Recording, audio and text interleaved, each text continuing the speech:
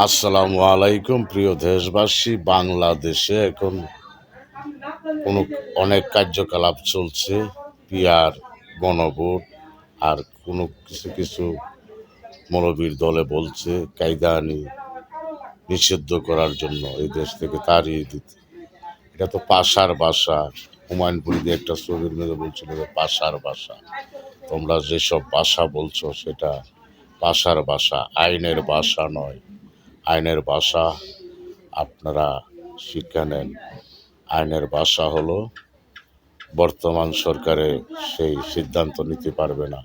জনগণের সরকার সংসদে বসবে, জনগণের নির্বাচিত করে দেবে, সংসদে গিয়ে বসবে।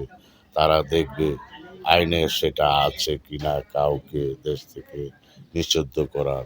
তারাও তো বাংলাদেশের নাগরিক, তাদেরকে নিষিদ্ধ করার দেওয়ার তোমরা কে? তোমরা কারা? আইনগতভাবে চলতে হবে। বাংলাদেশের সংবিধান আছে, সংবিধান মতে যে আইন, সেই আইনের গতিতে আইন চলবে। তোমাদের কারো কথায় দেশে কাউকে নিষিদ্ধ করা যাবে না। বা এই যে বলছো কায়দানি, তারাও তো আবাদত করে, যারও যে কোনো আবাদত করে। হিন্দু আছে, খ্রিস্টান আছে, বৌদ্ধ আছে, তাদেরকে কি দেশ থেকে তাড়িয়ে দিতে পারবা? তোমরা মুসলমান, মুসলমানের তো এই নীতি না। মুসলমানের চেষ্টা হলো হিন্দু, বৌদ্ধ, খ্রিস্টান, কায়দানি তাকে দিনে আনার, নবীজির কালিমা পড়িয়ে মুসলমান বানানোর কর্তব্য যারা মুসলমান। আর তোমরা এই চাচ্ছ, সেই চাচ্ছ। তোমরা তোমরা তো আলোর থেকে খারাপ।